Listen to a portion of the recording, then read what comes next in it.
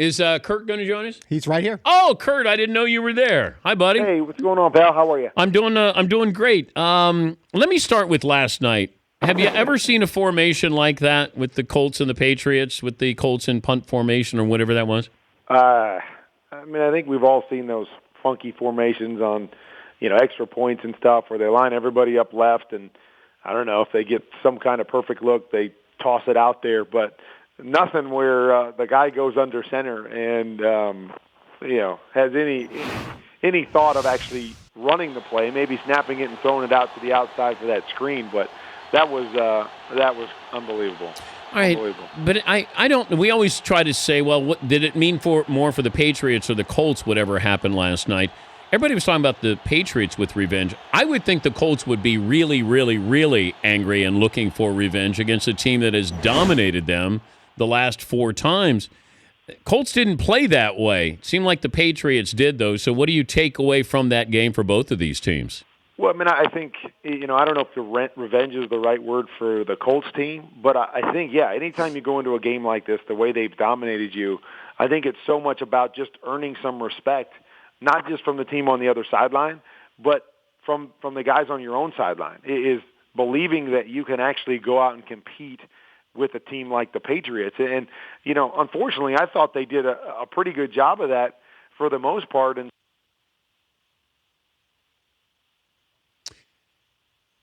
see if we can get him back. You can follow Kurt, the NFL Network analyst, on Twitter at Kurt13Warner. This Sunday, the Bills-Jaguars from London streams live on yahoo.com at 9:30 a.m. Eastern Time. So Fritzy, see if he can get Kurt back there. There's a little more of a groundswell here with the Broncos and Brock Osweiler. They go into a bye week here. And I know we sort of laughed at it or brushed it off a little bit. And I said, hey, I have no problem having Brock Osweiler get some run here. I have none whatsoever. Bring back Kurt. Sorry about that, Kurt. You were saying? I was just saying that I thought they actually did a decent job of competing and earning a little respect early until that all happened, and then it kind of all fell apart on them. But, yeah, I think, when you're a Colts team like this, that I think the Pats have put up 40-plus on them the last 4 times, you're going out to try to earn some respect. And unfortunately, after that big gap, I don't know if you did that. The Seahawks struggling. You're at home. I know it's against, Cam and the Panthers, but still, what's going on with Seattle?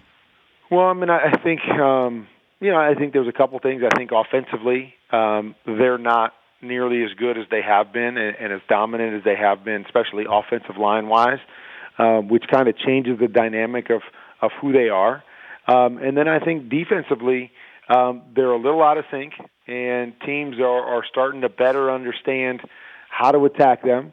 And if you don't get, that pressure on an opposing offense quickly, there's things that you can attack in this defense because they're so aggressive. And because they like to do the same thing over and over again, there's ways to attack them. And I think other teams are doing a better job of that because they're protecting better up front, and it's opening some things up on the back end. Yeah, you got too many names there. And granted, that offensive line has not been great, and they're not running the football. Jimmy Graham got into the offense. But that secondary, to be confused like that in a big moment like that, and yeah, I give credit to Cam Newton and Greg Olsen. They took advantage of the moment. What's going on in Denver? I know they're undefeated here, and I know it seems blasphemous to say this, but Peyton, what would you give Brock Osweiler at least some snaps here? I don't think I would. I think this team, we're going to win and lose with Peyton, and he's our leader, and he's the guy that's been there and done it.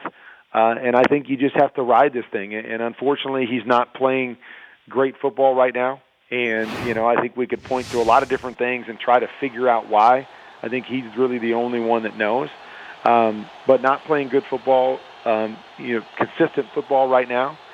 But I still think that, he's a guy that you have to put it on his shoulders and believe that even if he's not making every throw and not playing consistently, that he's making those throws when you need him to. And you just have to believe down the stretch you're going to need that kind of guy as opposed to putting a young guy in where you're just not sure what you're going to get when you have all those other pieces around you, and you're playing for a Super Bowl. But are they winning because of him or in spite of him? Well, I mean, I think, to a big degree, you might say they're winning in spite of him. But I will say he continues to make enough big plays to win games. We can look back to the Kansas City game. Should have been a loss. He had that great drive. I mean, even yesterday, he throws that pick six, and he comes back and throws that beautiful pass to Emmanuel Sanders for that big play to get them right back there. So I think he's making enough big plays. I think the thing is just consistency. And when I watch film, the thing that surprises me is that it's a lot more mental than it is even physical. And I know we see and say, well, he's not quite the same guy physically, but he's making some decisions that are very unlike Peyton to make on a football field. And I don't know if that's confusion within the new offense, uncomfortable. I don't know if he has questions about the physical talent and what he can do down the field, so he's forcing some things underneath. I'm not sure what that is. But that's the thing I think that surprises me the most. But like I said, I still think he's making some big plays and enough big plays to help this team win. They're just going to need more consistency when they get to play in the teams, like the Patriots. Final 30 seconds here for Kurt Warner. If Michael Vick is healthy, who is your starting quarterback next game? I'd probably say Landry Jones. I just think they have to get more, and I know they've managed and been in games and haven't turned the ball over, but I just think they have to get more from that position to win in Ben's absence. And, I think, Landry gave them a spark yesterday, and he did some good things, and I think you go that direction. Great to talk to you again, Kurt. Thanks for joining us.